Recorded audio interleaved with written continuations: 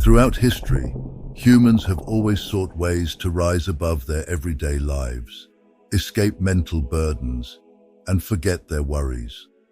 Among the various methods we've found for this escape, alcohol is the most widely used. Today, it plays a role in both celebrations and tragedies, inspiring creativity and causing forgetfulness. Despite being produced, advertised, legalized, and consumed globally, most people neither think about nor understand the deeper effects of drinking alcohol. Today, we will examine the hidden spiritual effects, what really happens when you consume alcohol, and what great spiritual leaders and ancient traditions have to say about it. The history of alcohol isn't just about a drink. It's a story tied to humanity's search for something beyond, the art of changing substances, and the desire to connect with something higher. To grasp this, we need to go back to the origins of the word and understand its deeper meaning. In Arabic, Al-Kuhul originally meant a fine powder used to darken the eyes, known today as kohl. However, for alchemists, this term had a more significant meaning. Al-Kuhul symbolized something intangible, the essence that could be extracted, the soul of a substance, the spirit captured through the alchemical process. Essentially, Al-Kuhul translates to body-eating spirit. In alchemy, alcohol represented a volatile essence, the spirit that separates from raw material. This might be why we still call alcoholic drinks spirits today. The use of alcohol as a fermented beverage is even older. Ancient civilizations like the Sumerians, Egyptians, and Greeks honored alcohol as a divine gift. In ancient Mesopotamia, wine and beer were offered to the gods during rituals. In Egypt, wine was linked to Osiris, the god of renewal and fertility. The Greeks dedicated wine to Dionysus, the god of ecstasy and divine madness. However, while alcohol was celebrated as a connection to the divine, it also came with warnings from ancient sages. Wine could reveal a person's true self, but also cloud reason and open doors to harmful influences. In Islamic tradition, al-kuhl came to mean alcohol produced through distillation. Although alcohol was forbidden in Islam, Muslim alchemists continued to study and perfect the distillation process as a scientific practice. The renowned Arab alchemist Jabir ibn Hayyan, known in the West as Geber, was among the first to document the distillation technique, leading to the alcohol we know today. The legacy of alcohol went beyond alchemy and became part of everyday life. Yet over time, what was once honored for its spiritual connection became something that serves the opposite purpose. Alcohol is more than just a physical substance that affects the body and mind. It interacts directly with our energy field, often called the aura. To understand its impact, we need to look at the subtle area where modern science and spirituality meet. All spiritual traditions agree on one basic point. Humans are not just physical beings. We are energy in motion, surrounded by vibrational fields that send and receive information from the universe. This energy field, often pictured as an aura, shows our spiritual health. It is here that alcohol has its deepest and least understood effects. When we drink alcohol, it enters our body and changes chemical processes in the brain and liver. In our energy field, alcohol acts as something that disrupts balance. It creates breaks in the individual's energy field, making them susceptible to negative external influences. Rudolf Steiner, one of the founders of anthroposophy, believed that drinking alcohol weakens the spiritual self, allowing harmful forces to affect the mind.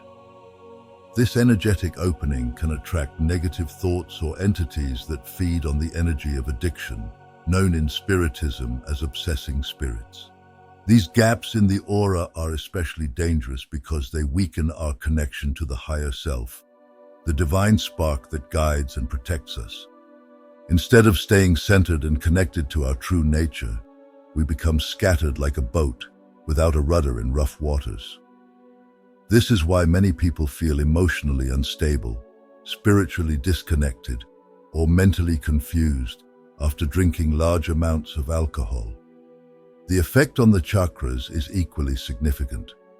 Alcohol tends to overactivate the root chakra, which is linked to earthly pleasures and survival, while weakening the crown chakra, which connects our consciousness to the divine. This creates a harmful imbalance.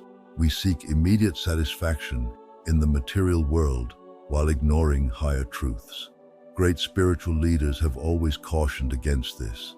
In the Yoga Sutra, Panini emphasizes the importance of keeping the body and mind pure to reach higher states of consciousness. Paramahansa Yogananda, in his book Autobiography of a Yogi, stated that alcohol dims the spirit's light, reducing the clarity needed for true spiritual understanding. Even modern science supports this. Neuroscience studies show that alcohol decreases activity in the frontal lobes, the part of the brain responsible for decision-making and introspection. The energetic effects of alcohol can also be seen in group settings. When many people drink alcohol together, like at parties or events, their energies mix uncontrollably. The energy of the space tends to become denser and more chaotic, and people's behavior becomes more basic. This is why many spiritual traditions recommend avoiding places where alcohol is commonly consumed, recognizing the risks not only for individuals, but also for the group as a whole. However, there is a message of hope. Human energy is incredibly resilient. Through spiritual practices such as meditation, Reiki, yoga, and mindful intention work, it is possible to repair the damage caused to the energy field and restore balance. But this requires effort and dedication, a conscious choice to rise above material impulses and return to alignment with the divine. By understanding how alcohol affects your energy field, you can start making more mindful choices, choices that bring you closer to your true self. Is the temporary pleasure of a drink worth the disconnection it causes from your essence? Alcohol has a strong hold on humanity. Over the centuries, it has been celebrated in rituals, used for socializing, and sought as an escape. But why, even though we know its harmful effects on the body and mind, do we continue to be attracted to it? What lies behind this illusion that makes us desire something we know deep down can harm us? At the heart of this attraction is a significant disconnection from our true nature. Since ancient times, humans have looked for ways to escape the limitations of the body and mind. The search for immediate pleasure and relief from life's pains is part of being human. Alcohol appears to offer a solution, a magical drink that promises to lighten life's burdens and take us to a state of happiness and temporary freedom. But this is just an illusion. Alcohol gives a false sense of freedom and happiness. It makes us feel awake. When we drink, it creates a brief sense of alertness. Feelings of anxiety, fear, and insecurity seem to disappear. Confidence grows. The shy person finally speaks up. We gain courage. But these feelings are short-lived. They trick us into believing we are free when we are actually moving further away from our true self. Hermetic tradition teaches that humanity is always seeking the unis mundus, the original unity, the state of complete harmony with the universe. By turning to alcohol to fill the inner void, we are making a wrong choice. We look for unity outside ourselves, in the temporary and what can be physically consumed, and by nature, it depletes us. Alcohol offers a false connection to wholeness. But this connection is temporary and eventually breaks, leaving us feeling emptier than before. In the end, what we seek is a reconnection with our inner divinity, the peace and fullness that do not come from outside sources, but are within us. Ancient sages like Plato and Laozi spoke about the path to true freedom and enlightenment, a path that does not rely on temporary pleasures or quick escapes. Plato, in the Republic, described the soul's rise as a process of freeing itself from the illusions of the physical world. Laozi, in the Tao Te Ching, taught that true peace comes from living in harmony with nature and the flow of the Tao, not through excesses or escapes. On a psychological level, alcohol strengthens a pattern of emotional dependency. People often don't drink alcohol just for pleasure, but as a way to cope with psychological and existential suffering. Alcohol has a calming effect that can be appealing when someone feels overwhelmed, anxious, or stressed. By reducing stress, it offers false comfort, providing a brief sense of escape. It acts as a temporary release for life's frustrations, but it is a superficial solution that only delays facing our inner issues. Instead of solving the problem, it hides it, creating a cycle of escape and return to emptiness. True freedom and happiness are not found in extremes of indulgence or denial, but in reconnecting with our essence, maintaining balance, and nurturing inner peace. The real issue is not drinking itself, but what drives you to feel the need to drink. What makes you want to escape reality. In Vedantic traditions, alcohol is seen as something that reduces sattva, the quality of purity and harmony. The Bhagavad Gita teaches that a balanced mind is essential for reaching higher levels of consciousness. Anything that disrupts this balance is a barrier on the spiritual path. According to these traditions, drinking alcohol increases rajas, restlessness and passion, and tamas, darkness and ignorance, disrupting the practitioner and weakening their ability to meditate and reflect. Buddha, in his teachings on the Noble Eightfold Path, warned about the dangers of intoxicating substances. For him, consuming anything that clouds the mind hinders spiritual progress because it disconnects us from the clarity needed to understand the ultimate truth, nirvana. In many Buddhist communities, alcohol is completely avoided as part of sila, the ethical discipline. In Hermetic and alchemical traditions, alcohol was viewed in two ways. While it was seen as a powerful substance capable of extracting essences and changing raw materials, it was also recognized as a dangerous symbol. It represented both the possibility of enlightenment and the risk of getting lost in illusions. Alchemists warned that careless use of alcohol could lead to the weakening of the energy body, allowing harmful influences on subtle levels.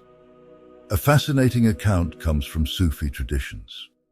Rumi, the great mystical poet, used wine as a metaphor in his poems, referring to the wine of divine love, which fills the soul with the presence of God.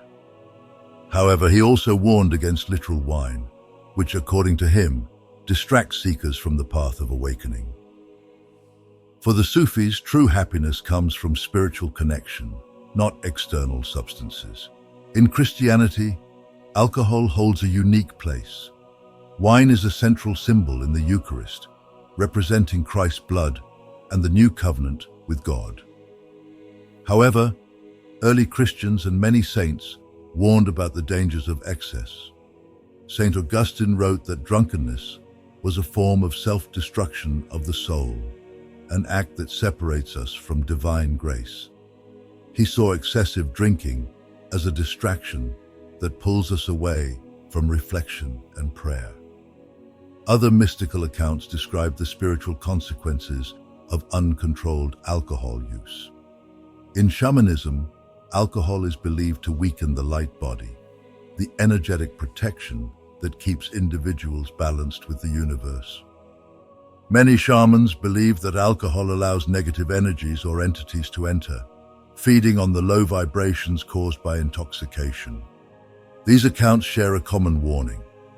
Alcohol can be a harmful substance, affecting both the physical body and the subtle aspects of our existence.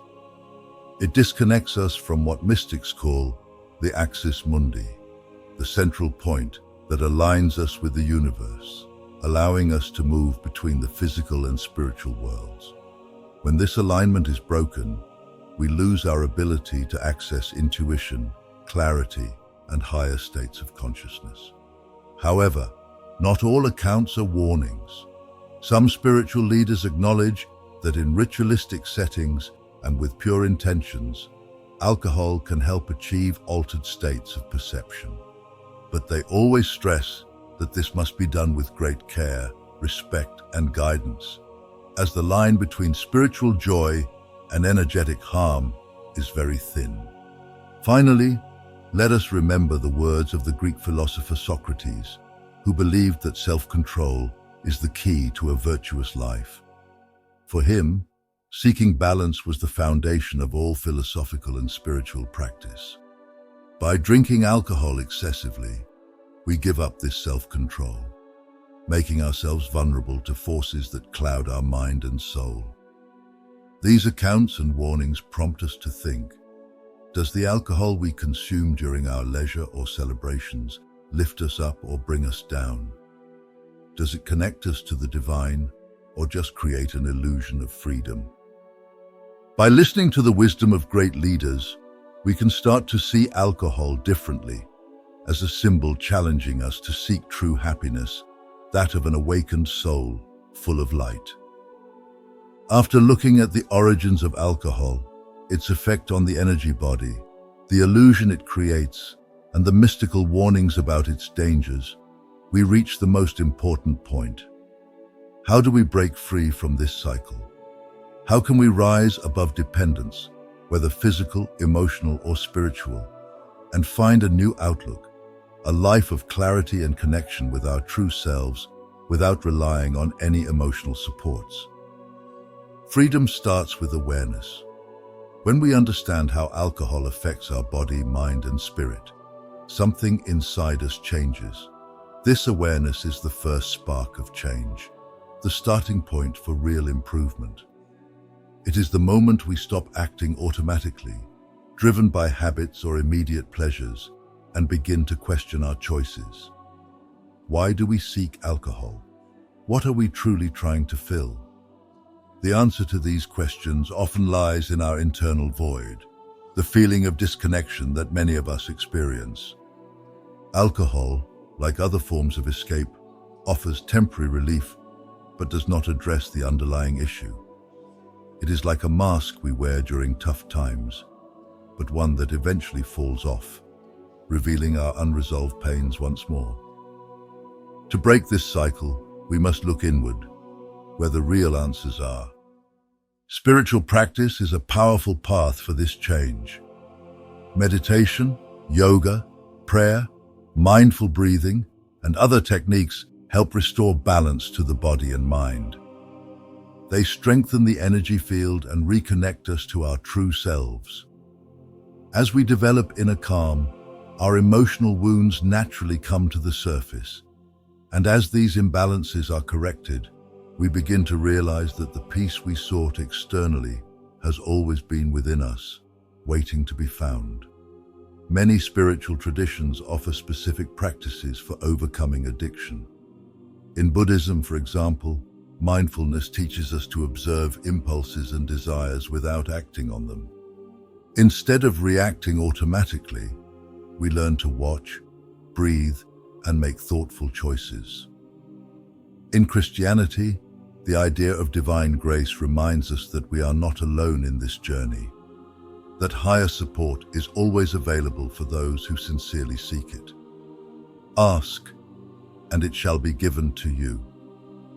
Reconnecting with nature is also essential. Alcohol disrupts our natural harmony, and spending time outdoors, in forests, mountains, or by the sea, helps restore this lost connection. The Earth's energy is cleansing and can help release toxins, not only from the body, but also from the mind and spirit.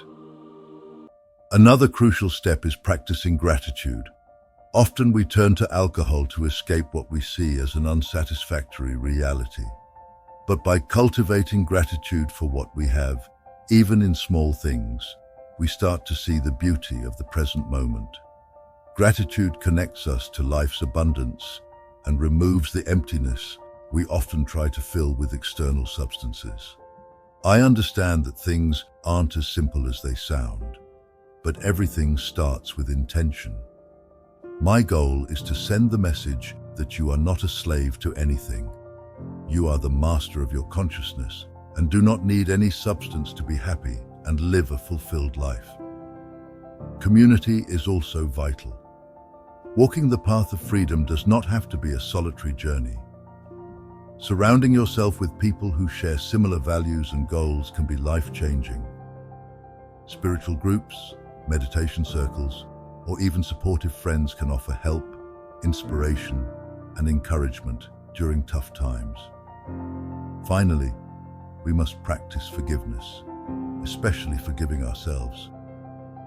Many people struggle with guilt or shame for their past choices involving alcohol. But as Rumi said, the wound is the place where the light enters you. Our imperfections and mistakes are part of our journey, and it is through them that we learn and grow. Breaking free from the cycle of alcohol is not just about giving up a substance. It is about adopting a new way of living, a freer, more connected way of being that reflects our true nature. Imagine this change as a tree reborn in spring. Even after the cold and bleakness of winter, life returns with energy, filling the branches with leaves and fruit. So it is with our soul. When we choose to free ourselves from the cycle, it is a rebirth, an opportunity to flourish again, stronger, more aware, and more connected to the divine essence within us.